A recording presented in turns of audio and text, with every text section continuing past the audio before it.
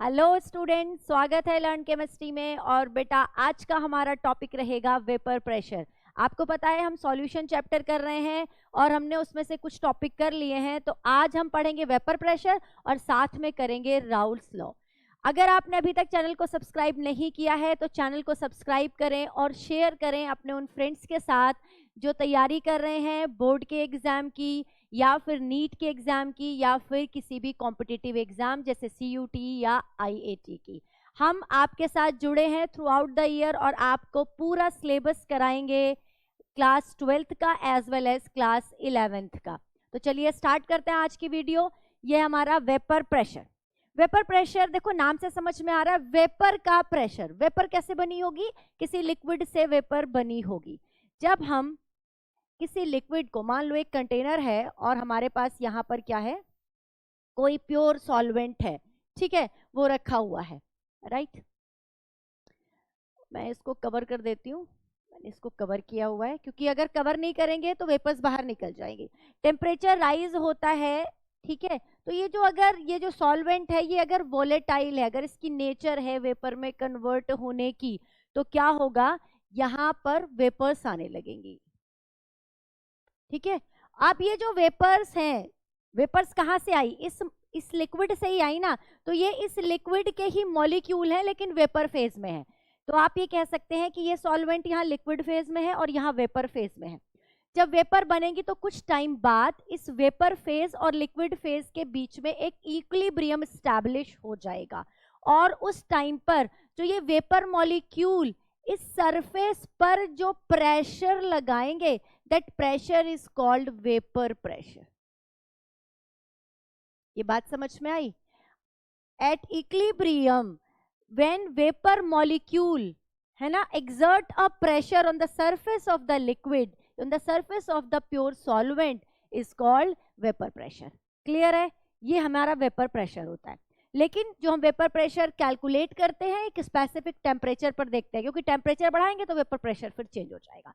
तो अब हम फैक्टर्स की बात कर लेते हैं कि कौन कौन से फैक्टर्स हैं जो वेपर प्रेशर को अफेक्ट करते हैं, ठीक है। सबसे पहला है हमारा nature of solvent. Nature of solvent माने तो जो आपने लिक्विड लिया हुआ है, जो आपने प्योर सॉल्वेंट यहाँ लिया हुआ है, हम उसकी बात कर रहे हैं। देखिए नेचर ऑफ सॉल्वेंट पर कैसे डिपेंड करता है, प्रीवियस वीडियो में भी हमने बात की थी कि कोई भी सॉलिड है, कोई भी लिक्विड है, कोई भी गैस है, उसके जो मॉलिक्यूल होते हैं बेटा वो एक दूसरे के साथ कोई बॉन्ड बना के रहते हैं ना, कोई इंटरेक्शन तो होता है ना उनके बीच में, जिसे हम कहते हैं इंटरमॉलिक्यूलर इंटरेक्शन। तो इन सॉल्वेंट के मॉलिक्यूल के बीच में, इनके मॉलिक्यूल के बीच में भी एक इंटरेक्शन होगा, इंटरमॉलिक्यूलर इंटरेक्शन होगा। अगर ये इंटरमॉलिक्यूलर इंटरेक्शन बहुत अच्छा है, बहुत स्ट्रॉन्ग है, तो ये मॉलिक्यूल एक दूसरे के साथ बंधे हुए रहेंगे और वेपर की फॉर्म में नहीं जाएंगे, बाहर नहीं निकलेंगे, स्केप आउट नहीं होंगे इस लिक्विड की सरफेस को छोड़कर। लेकिन अगर ये इंटरमॉलिक्यूलर फोर्स जो है, इंटरमॉलिक्यूलर फोर्स जो है वो वीक है, इंटरमॉलिक्यूलर फोर्स कैसी है? वीक है। तो क्या होगा, अगर ये फोर्स वीक है तो जो मॉलिक्यूल हैं ये इस बॉन्ड को तोड़कर, इस बंधन को छोड़कर क्या हो जाएंगे? स्केप आउट हो जाएंगे। मॉलिक्यूल क्या हो जाएंगे? स्केप आउट हो जाएंगे। और अगर मॉलिक्यूल स्केप आउट हो जाएंगे तो वेपर्स ज्यादा बनेंगी, है ना, मोर वेपर्स विल बी फॉर्म्ड। और ज्यादा वेपर बनेंगी तो वो क्या करेंगे? प्रेशर एक्सर्ट करेंगी, तो वेपर प्रेशर क्या हो जाएगा? इंक्रीज हो जाएगा। तो वेपर प्रेशर किस पर डिपेंड करता है? सॉल्वेंट के मॉलिक्यूल के इंटरमॉलिक्यूलर इंटरेक्शन पर डिपेंड करता है। अगर इंटरमॉलिक्यूलर फोर्स ऑफ इंटरेक्शन अच्छा है तो वेपर प्रेशर कम होगा, अगर इंटरमॉलिक्यूलर फोर्स ऑफ इंटरेक्शन क्या है बेटा?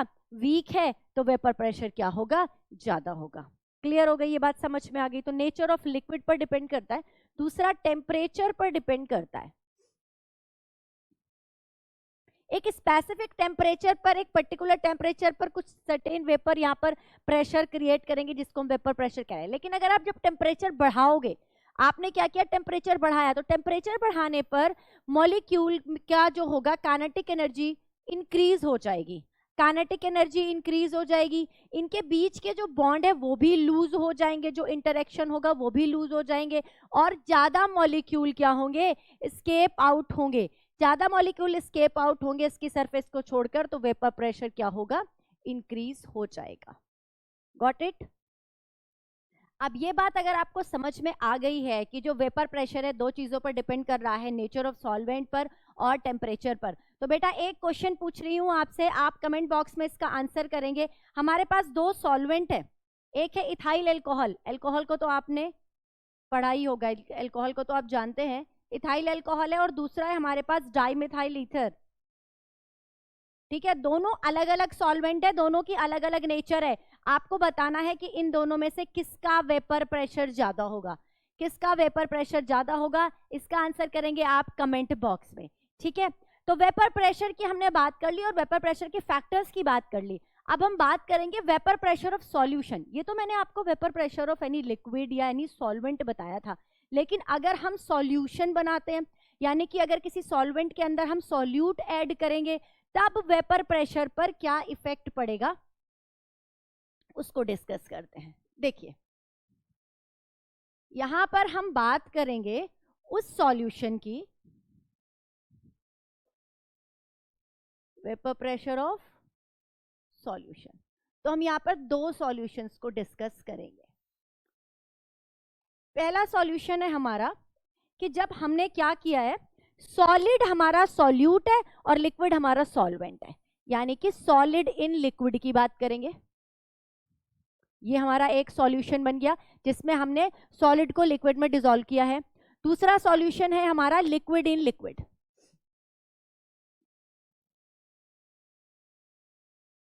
ओके, अब नेचर की भी बात कर लेती हूं, नेचर की बात कर लेती हूं कि कौन सा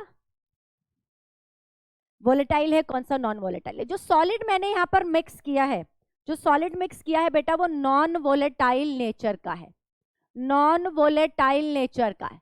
जो लिक्विड है, जो सॉल्वेंट है, वो वोलेटाइल नेचर का है।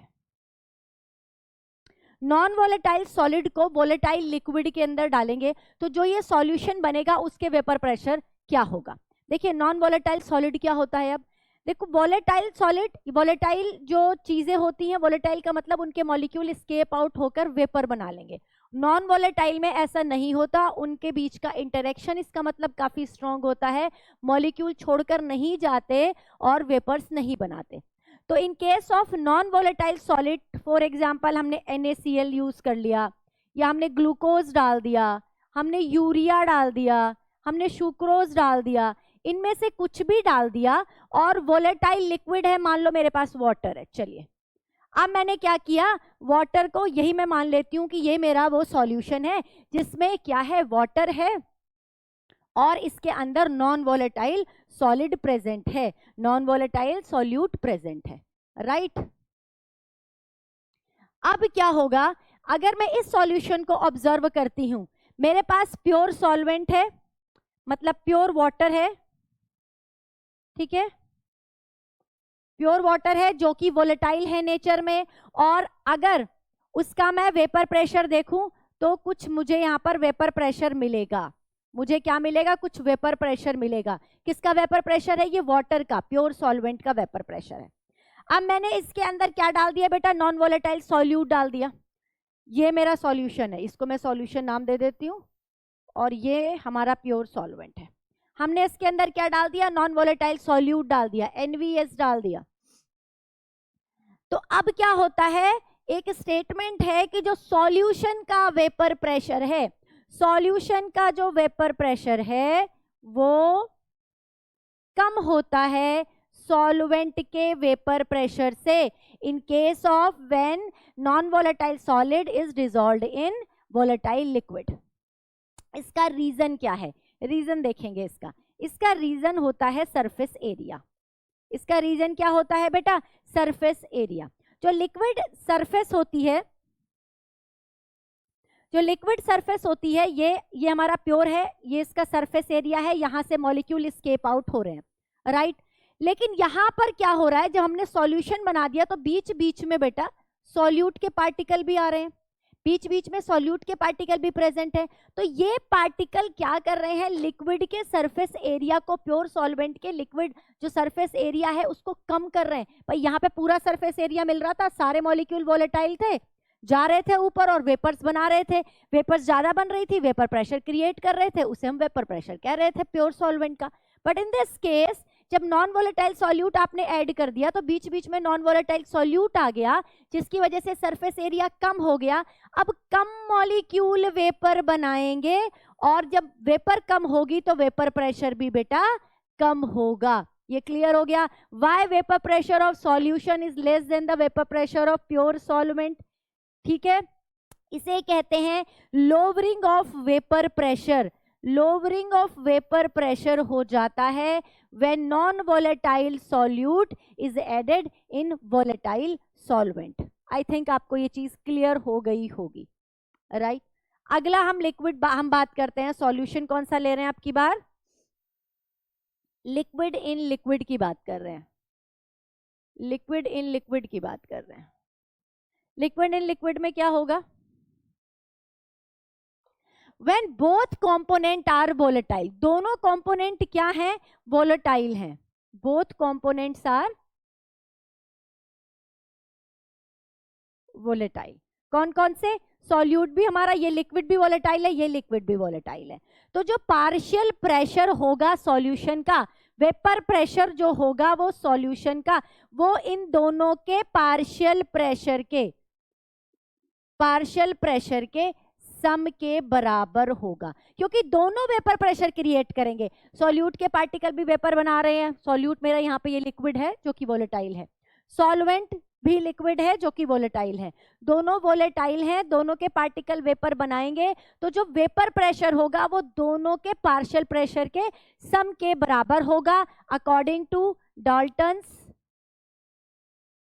Dalton's law of partial pressure. Okay, ये चीज क्लियर हो गई। तो सॉल्यूशन में क्या होता है, जब आप नॉन वोलेटाइल लिक्विड सॉल्यूट मिलाते हो तो लोअरिंग हो जाता है वेपर प्रेशर का, लेकिन अगर दोनों ही वोलेटाइल हो सॉल्यूशन के अंदर, सॉल्यूट भी और सॉल्वेंट भी, तो जो वेपर प्रेशर है वो दोनों के पार्शियल प्रेशर के सम के बराबर होता है।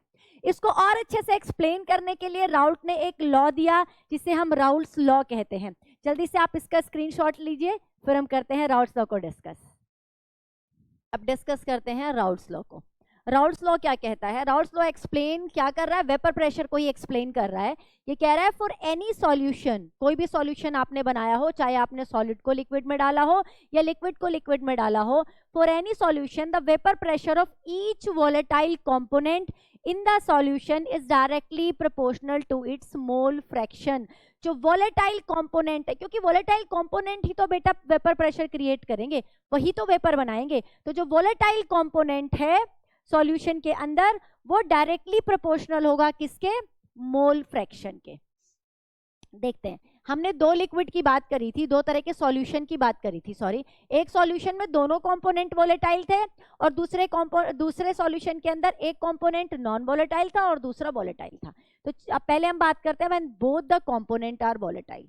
अगर दोनों ही कंपोनेंट वोलेटाइल हैं, एक मेरे पास प्योर सॉल्वेंट है, उसके अंदर मैंने दूसरा सॉल्यूट यानी कि वो मैंने लिक्विड ही डाला है और वो कैसा है? वो भी वोलेटाइल है। तो जो सॉल्यूशन बना इसके अंदर दोनों क्या है? हमारे जो कंपोनेंट है वो वोलेटाइल नेचर के हैं। तो क्या होगा? अकॉर्डिंग टू राउल्ट लॉ दोनों वेपर प्रेशर क्रिएट करेंगे, क्योंकि दोनों की वेपर बनेगी, दोनों वेपर प्रेशर क्रिएट करेंगे। मान लो पहला, ये यहाँ पर वेपर प्रेशर क्रिएट कर रहे हैं, पहले को मैं P1 कह रही हूँ, दूसरे को मैं क्या कह रही हूँ? P2 कह रही हूँ, राइट।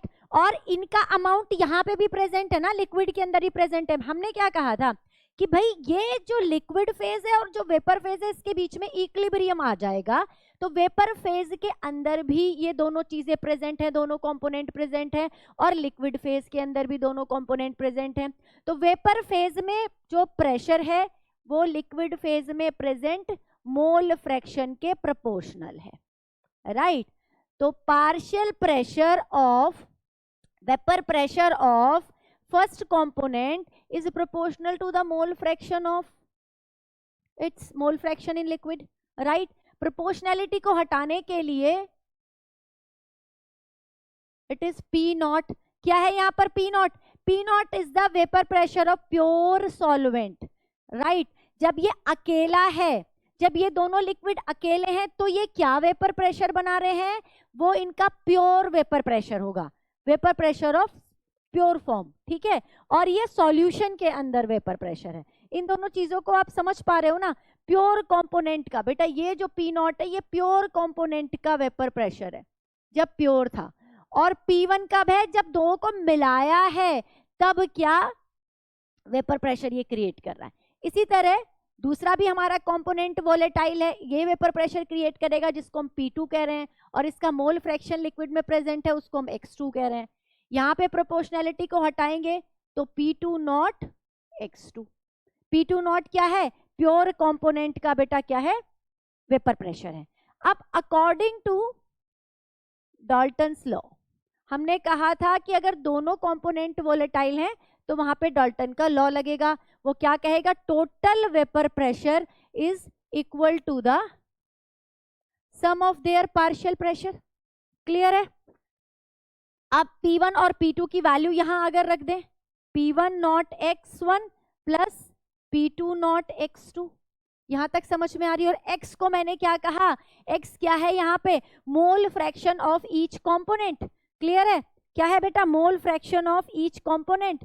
तो x1 is equal to 1 minus x2 कह सकती हूँ ना, क्योंकि आपको पता है x1 plus x2 is equal to 1 होता है ना, 1 का ही तो फ्रैक्शन है ये। मोल फ्रैक्शन क्या होगा, दोनों का सम होगा, दैट शुड बी 1। तो x1 is equal to 1 minus x2 mole fraction में पढ़ाया है, नहीं देखा है तो वीडियो जाकर देख लेंगे कॉन्सेंट्रेशन टर्म्स वाली।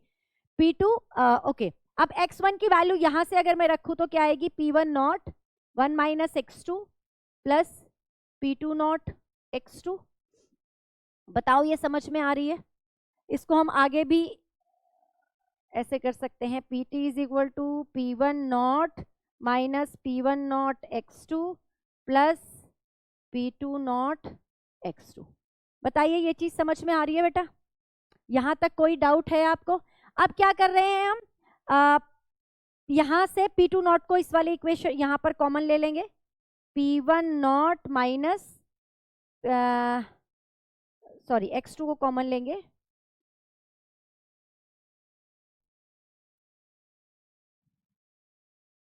ये हमारा एक क्या आ गया, एक एक्सप्रेशन आ गया। आप अलग अलग जब क्वेश्चन को करें आप यहां से भी कर सकते हैं, इनको सम कर सकते हैं, या आप डायरेक्ट ये फॉर्मूला लगाकर भी टोटल प्रेशर निकाल सकते हैं अगर क्वेश्चन के अंदर क्या कर रखा हो, टोटल प्रेशर गिवन हो। मैंने कुछ गलती कर दी है शायद, ये बाहर माइनस था और ये प्लस था, सॉरी बेटा, ये प्लस हो जाएगा, सो सॉरी,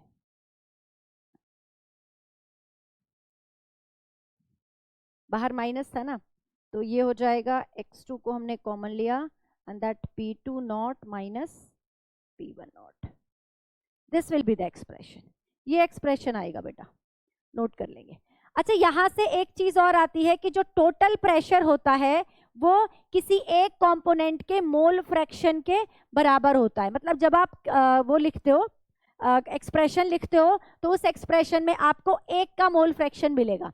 चाहे अगर आप यहाँ पर x2 की वैल्यू आप इस तरह से भी कर सकते थे, जैसे आपने x1 की जगह 1 माइनस x2 लिखा है, हम x2 की जगह 1 माइनस x1 भी लिख सकते थे इक्वेशन में, है ना, तब यहाँ पर x1 आता, अभी यहाँ पर x2 आ रहा है। तो टोटल प्रेशर क्या है, प्रोपोर्शनल टू द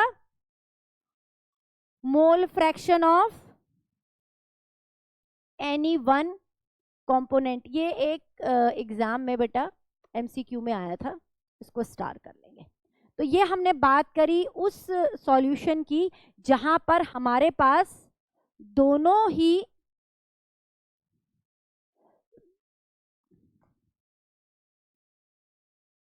हम ग्राफ क्रिएट करेंगे मोल फ्रैक्शन और वेपर प्रेशर के बीच में। इधर वेपर प्रेशर ले रहे हैं, इधर हम ले रहे हैं मोल फ्रैक्शन ऑफ कंपोनेंट, राइट, ठीक है। दो कंपोनेंट प्रेजेंट है, पहले हमारा मान लेते हैं पहला कंपोनेंट है हमारा x1 और दूसरा कंपोनेंट अभी प्रेजेंट नहीं है। सिर्फ पहला कंपोनेंट अगर प्रेजेंट है तो सारी की सारी वेपर्स जो होंगी वो पहले कंपोनेंट की वजह से ही होंगी, यानी कि प्योर फॉर्म प्रेजेंट होगी। तो इसका बेटा P01 ठीक है, इस पॉइंट पर क्या मिलेगा, जो वेपर प्रेशर मिल रहा है वो किसका मिल रहा है, प्योर फॉर्म का मिल रहा है। और इधर हमारा x1 0 है और x2 हमारा 1 है, केवल x2 प्रेजेंट है। तो ये जो हमारी जो वेपर प्रेशर मिल रहा है वो प्योर x2 कंपोनेंट की वजह से मिल रहा है, सेकंड कंपोनेंट की वजह से मिल रहा है। अब आप देख रहे हो P2 का पॉइंट ऊपर है और P1 का पॉइंट नीचे है। इसका मतलब जो पहला कंपोनेंट है first is less volatile than second.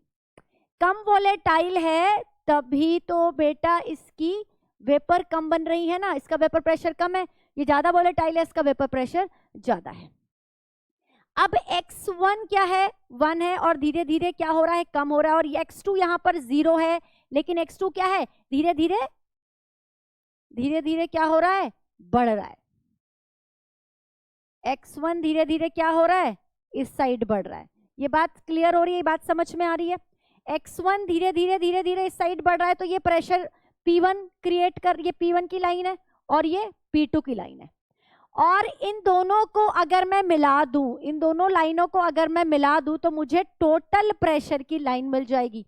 ये जो लाइन है वो PT की टोटल प्रेशर की according to Dalton's law P1 plus P2। Clear हो गया। तो ये जो ग्राफ है ये राउल्ट्स लॉ का ग्राफ है जो आपको दिखाता है कि अगर हमारे दोनों कंपोनेंट वोलेटाइल होंगे तो उनका जो प्रेशर होगा, टोटल वेपर प्रेशर होगा, वो ईच कंपोनेंट के पार्शियल प्रेशर के सम के बराबर होगा। Is it clear. और P2 ऊपर क्यों है, P1 नीचे क्यों है, क्योंकि P2 is more volatile then, आप कह सकते हैं जो सेकंड कंपोनेंट है हमारा वो मोर वोलेटाइल है than first component. Is it clear. अब ये अगर आपने कॉपी कर लिया है तो अब हम सेकेंड टाइप के सॉल्यूशन की बात करते हैं जिसमें केवल एक ही कंपोनेंट वोलेटाइल था और जो आपने सॉल्यूट मिलाया था वो नॉन वोलेटाइल था। Okay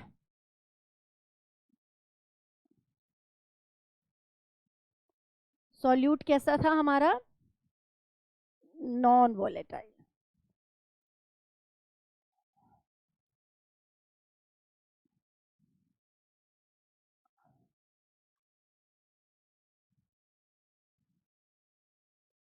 when one component, when one is non volatile and other is volatile, अब क्या होगा। अब राउल्ट ने तो ये कहा था कि भाई जो वोलेटाइल कंपोनेंट है सॉल्यूशन का अंदर उसका जो वेपर प्रेशर होगा, क्योंकि वोलेटाइल ही वेपर प्रेशर क्रिएट करेगा ना, उसकी वेपर बनेगी, वेपर प्रेशर उसके मोल फ्रैक्शन के डायरेक्टली प्रोपोर्शनल होता है। तो केवल हम वोलेटाइल वाले की बात करेंगे। तो P1 is the vapour pressure of solvent, क्योंकि जो सॉल्वेंट है वही हमारा क्या है, वोलेटाइल है, तो हम सिर्फ उसकी बात करेंगे। और x1 is the mole fraction of solvent. तो अकॉर्डिंग टू राउल्ट्स लॉ क्या बात बनी कि P1 is proportional to x1 and P1 is equal to P1 not x1। ये बात बनी अकॉर्डिंग टू राउल्ट्स लॉ। बताओ यहां पर कोई डाउट है।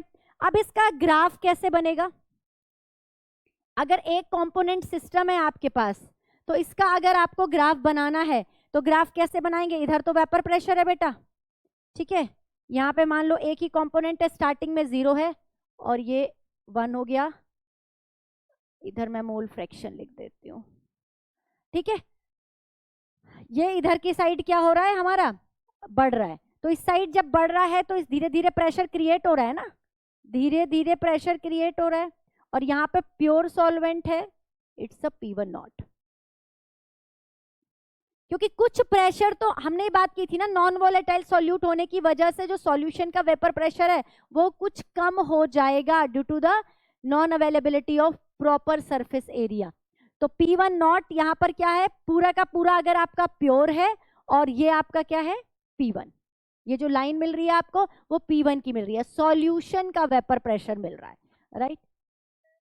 हाँ ये मोल फ्रैक्शन सॉल्वेंट का है, क्योंकि सॉल्यूट तो बेटा हमारा नॉन वोलेटाइल है, राइट। ये क्लियर हो गया। अच्छा यहाँ से एक बार एक क्वेश्चन पूछा हुआ था, मैंने एक बुक में देखा था, उसमें ये कहा था कि जो नॉन वोलेटाइल जो सॉल्यूट प्रेजेंट होता है इन दिस केस, क्या उसके अमाउंट का भी फर्क पड़ेगा? उसके अमाउंट का फर्क पड़ेगा, बिल्कुल फर्क पड़ेगा। नोट करेंगे, the decrease in vapour pressure of solvent. भाई आप सॉल्वेंट के अंदर ही तो नॉन वोलेटाइल सॉल्यूट को डाल रहे हो, है ना। The decrease in vapour pressure of solvent depends on the